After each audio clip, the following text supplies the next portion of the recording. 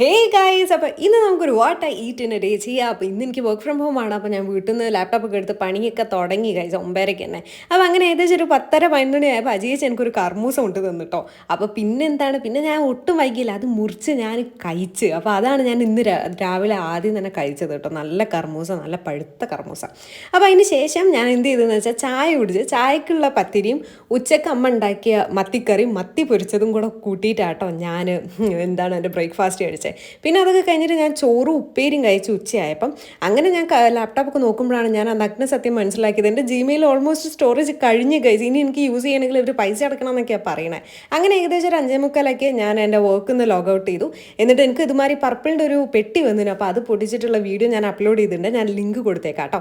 അങ്ങനെ അത് അമ്മ എനിക്ക് നല്ലൊരു കോയിമുട്ടയൊക്കെ പൊരിച്ച് തന്നു, അതൊക്കെ തിന്ന്. പിന്നെ ഓറഞ്ച് ഉണ്ടേനോ അത് തിന്ന്. അങ്ങനെ ഏകദേശം ഒരു 9 മണിയായപ്പോൾ ഞാൻ ചോറും തിന്ന് പിന്നെ പോയി കിടന്നുറങ്ങി ഗൈസ്. Thank you.